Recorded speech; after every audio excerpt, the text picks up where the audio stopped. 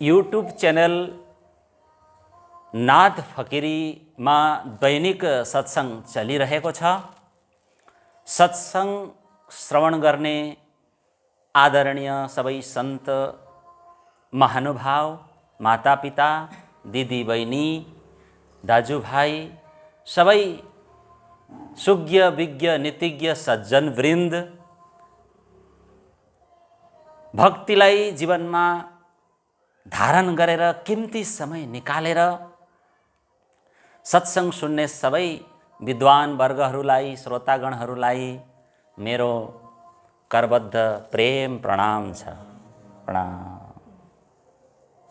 सज्जन वृन्द, सुन्दर साथजी, सत्संग अतिशय मननीय वस्तु हो। आउनुहोस् केही समय हामी सत्संगमा प्रवेश गरौँ। महामती स्वामी प्राणनाथजी भन्नुहुन्छ, क्षण क्षण जाए अवसर। हे सुन्दर साथ सज्जन वृन्द, समयले डाँडा काटिसक्यो। परमधामबाट आफूहरू आउनुभयो, आफूहरूको समय बितिरहेको छ। समय बित्नु भनेको के हो? तपाईँ हाम्रो आयुष्य बित्नु, समाप्त हुनु।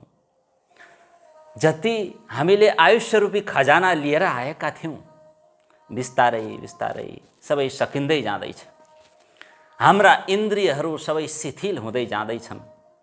श्रीजी भन्नुहुन्छ, अब जागो दिन आइया, अब तिमीहरू जागृत बन। संसारमा फस्नु नपरोस्, पश्चातापको अग्निमा जल्नु नपरोस्। जागो, अब दिन आइया, तिमीहरू सबै सजग भएर बस। अति आवश्यक छ सजग हुनु। जब हामी सत्संगी बन्दछौँ, सत्संगलाई जीवनमा उतार्दछौँ अनि श्रीराजीको असीम कृपा प्राप्त गर्दछौँ, तब हामी जाग्दछौँ। राज्यले ठुलो कृपा गरिरहनु भएको छ। टेक्निकल जमाना, डिजिटल जमाना। युट्युबमा गएर यसो सर्च गर्नुहोस् नाद फकिरी भनेर, त्यहाँ च्यानलमा आइहाल्छ सत्संग। प्रणामी टिभी लेख्नुहोस्, त्यहीँ आउँछ। कुनै पनि धार्मिक सत्संग सुन्न पाउनुहुन्छ। सत्संग आत्माको खोराक हो। यसले आत्माको विकास गर्दछ। हामीले सुन्नुपर्छ, हामी को हौँ, किन आयौँ। यसको वास्तविक रहस्य कसले बताउँछ भन्दाखेरि सत्संगले। यो आत्मालाई परमात्मासँग मिलाउने, उद्धार गर्ने तत्त्वै के हो भन्दाखेरि सत्संग। सत्संगले बहुत ठुलो भूमिका निभाएको छ। सर्वशास्त्रहरूको सार यो श्रीमुख वाणी हो। श्रीमुख वाणीमा भएको तत्त्वलाई हामी बुझौँ अनि हाम्रो जीवनलाई हामी धन्य बनाऊ। श्रीमुख वाणीबाट श्रीजीले पुनर्जागरणको सन्देश दिनुभएको छ। श्रीमुखबाट यो दिव्य ज्ञानको आलोकले हामी आफ्नो जीवनलाई धन्य बनाऊ। यो साँचो अध्यात्म ज्ञान हो सुन्दर साथजी, श्रीमुख वाणी। त्यसैले हामी यसलाई खुब मनन गरौँ, खुब पढौँ, पचाउँ यसलाई। हाम्रो जीवन सुध्रिनेछ। हाम्रो मनुष्य पाएको, जुन हामीले पाएको मनुष्य अवतार, यो सफल हुनेछ। आज चारैतिर हेर्नुहोस्, दैवी प्रवृत्तिको ह्रास भइरहेको छ, लुप्त प्राय। आसुरी प्रवृत्ति बढिरहेको छ, त्यसको बाहुल्यता देखिन पाइन्छ। मानवले अभक्ष्य भक्षण गरिरहेको छ, हिंसा भइरहेको छ। यस्तो अवस्थामा, यस्तो स्थितिमा, भयावह स्थितिमा प्रेम, समर्पण, सेवा, भजन, भक्तिरूप सन्देश दिइरहेको छ श्रीमुख वाणीले। हामी सबैले सुन्दर साथजी यो अखण्ड वाणीलाई पढौँ, अनुसरण गरौँ अनि आफ्नो जीवनलाई अनि समाजलाई पनि कल्याणकारी बनाऊ। श्रीमुख वाणीका एक एक शब्दहरूलाई हृदयङ्गम गरेर हामीले आफ्नो जीवन सफल बनाउनु पर्यो। यही हाम्रो मुख्य कर्तव्य हो। तो यो वाणीलाई हामीले आफ्नो जीवनमा उतार्ने कोसिस गर्नुपर्छ।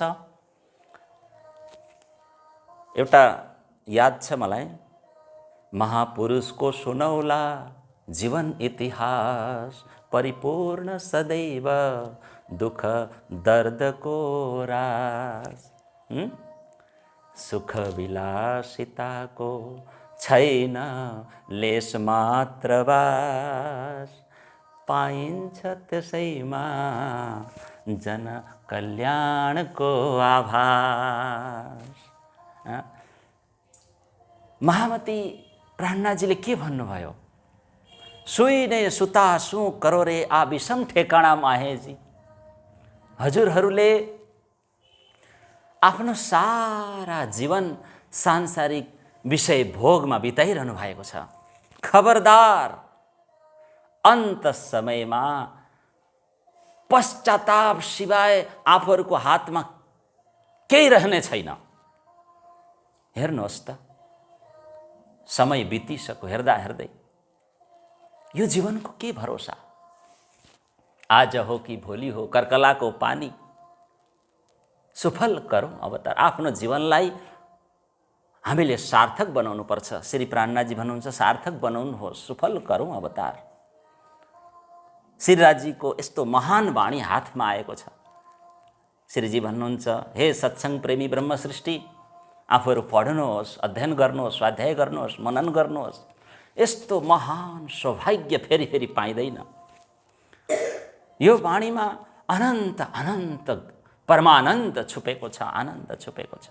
यस वाणीले आफूलाई धन्य बनाउनुहोस्। श्रीजी भन्नुहुन्छ, यही मेरो शुभेच्छा हो अनि शुभकामना पनि हो। साथजी, सुन्दर साथजी, पशु प्राणीहरूले आफ्नो जीवन सफल बनाउन सक्दैन, भक्ति गर्न सक्दैन, मोक्ष प्राप्त गर्न सक्दैन। भोग, तिर्खा, डर, मैथुन उनीहरूलाई पनि छ। उनीहरूलाई पनि यो सबै कुरा प्राप्त भइरहेको छ। तर मनुष्यको जस्तो विवेक बुद्धि हुँदैन, दिएकै छैन परमात्माले त्यो विवेक।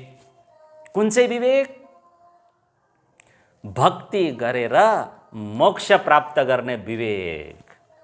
त्यसैले विशेष श्रेष्ठ हौँ हामी।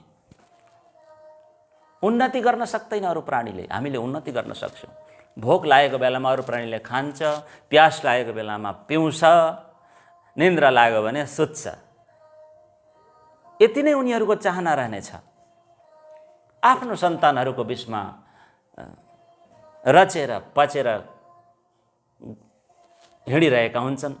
अरू केही पनि उनीहरू नयाँ योजना उन्नति केही गर्न सक्दैन। मनन चिन्तन ध्यान अरू प्राणीहरूले गर्नै सक्दैनन्। पशु प्राणीहरूले त्यति राम्रो नराम्रो छुट्याउनै सक्दैन। हो कि होइन भन्नुहोस् त? मनुष्य प्राणी चाहे गुङ्गा होस्, लाटो होस्, लङ्गडा होस्, बहिरो होस्, चाहे अन्धा होस्, चाहे बुद्धिशाली व्यक्ति होस्, जस्तो सुकै व्यक्ति भए पनि त्यसमा विवेक हुन्छ। बोलो प्राणनाथ प्यारे की। मानवमा विवेक हुन्छ। मानवलाई पशु भन्न सकिँदैन। तर पशुतुल्य काम गरो भने पशुतुल्य भनिन्छ पनि। उठ, जाग, परमात्मामा लाग। मनुष्यलाई मनन गर्ने शक्ति प्राप्त भएको छ। मननात् मनुष्य, यो विशेषता छ मनुष्यलाई। यो प्राणीहरूलाई दिएकै छैन। बुद्धि दिएको छ, अमाप बुद्धि, अनलिमिटेड बुद्धि मनुष्यलाई दिएको छ। अरू प्राणीहरूलाई बुद्धि अल्प दिएको छ, कम्ती दिएको छ परमात्माले। तू कौन आई तो क्यों कर, कहाँ है तेरा वतन। श्रीमुखवाणी, तिमी कहाँबाट आएको हो? तिम्रो गन्तव्य स्थान कहाँ हो? तिमीले जानुपर्ने कहाँ हो? तिमीले के को लागि यो जगतमा जीवन पायौ? यो मनुष्यले मात्रै मनन गर्न सक्छ, अरू प्राणीहरूले गर्न सक्दैन। मनुष्यले सबै कुराहरूलाई मनन गरौँ भने जाग्ने छ। बोलो प्राणनाथ प्यारे की। शरीरलाई बहुत खिलायौँ, बहुत पिलायौँ, पंचतत्व की देह बनी खूब खिलावे रोज, आत्मा तो भूखा पड़े पाए न भक्ति भोज। आत्माको भोजन नै सत्संग हो, भक्ति हो। शरीरलाई जति नै खिलाए पनि, जति नै पिलाए पनि, श्री देवचन्द्रजी भन्नुहुन्थ्यो, त भाडा आहारका कोही न अघाया, चचोर त ठोर मुर्दा। जति नै भिटामिन खिलाउनुहोस्, जति नै पोषण तत्त्व दिनुहोस्, जति नै न्युट्रिसन्स दिनुहोस्, मिनरल्स डक्टरहरूलाई गएर चेकअप गराउनुहोस्, डक्टरहरूको सामुन्ने गएर सबै थोक जे चाहिन्छ शरीरलाई दिनुहोस्, आत्मसन्तुष्ट कहिल्यै हुने छैन। श्रीजी भन्नुहुन्छ यसो चाहिँ क्यों न हो भाइ, यसलाई नुहाउँदा यो कहिले पवित्र हुँदैन, आत्मा कहिले पवित्र हुँदैन। शरीरलाई नुहाउँदा, शरीरलाई खुवाउँदा आत्मा कहिले हृष्टपुष्ट हुँदैन।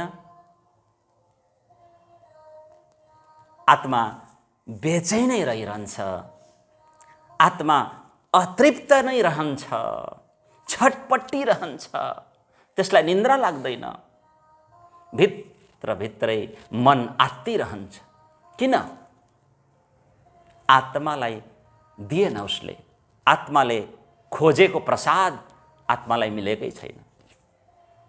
मेरो असली खोराक के हो आत्माले खोजिरहेछ, त हामीले त्यो खोराक आत्मालाई दिनुपर्छ। त आत्माको खोराक के हो? सत्संग र सुमिरन। बोलो प्राणनाथ। सत्संग सुनेर, सुमिरन गरेर, परम तत्त्वको बोध गरेर आत्मालाई तृप्त बनाऊ। मानुष जन्म अनमोल रे, माटी में मत रोल रे, अब को मिला है फिर न मिलेगा, कभी नहीं कभी नहीं कभी नहीं रे। तो मनुष्य जन्म को कुनै मोल छैन, कुनै किमत छैन। किन्न सकिन्थ्यो भने, मोल गर्न सकिन्थ्यो भने अर्बोपति खर्बोपति छन् संसारमा, किनेर राख्थे त। यो थोत्रो हुने बित्तिकै फ्याँकिदिन्थे, नयाँ किनेर राख्थे त, रेडी राख्थे किनेर अर्को। अनमोल रे, माटी में मत रोल रे। श्रीजीले भन्नुभयो वृथा का निगमो रे, मनुष्य तन दुर्लभ है साधो। यो मानव तनलाई, दुर्लभ मानव तनलाई हामीले माटीमा मिलाइरहेका छौँ। जन्मान्तरको पुण्य एकत्र जब हुँदछ तब यो जीवन प्राप्त हुँदछ। अनन्त दुख वेदना कष्ट भोग्दै भोग्दै रुँदै रुँदै परमात्माको कृपा भयो र हामीले अन्तिम यो जीवन पायौँ। श्रीजीले भन्नुभयो अनेक बार तरफडी मरिने दुख देखी आइवा छो आवार, मनुष्य तन दुर्लभ है साधो, सो क्यों भूली गुजारो। यो मौकालाई, यो जीवनलाई हामीले कहिल्यै गुमाउनु हुँदैन, कहिल्यै गुमाउनु हुँदैन। व्यर्थ यसलाई माटोमा मिलाउनु हुँदैन। व्यर्थ कहाँ, वृथा कहाँ निगमो रे। फेरि मिल्नेवाला छैन, फेरि पस्ताउनु पर्ला साथी हो भन्नुहुन्छ। लाख बिन्ती गर्दा पनि फेरि फेरि पाइँदैन। त्यसैले हामीले यसलाई कदर गरौँ, आत्माको कदर गरौँ।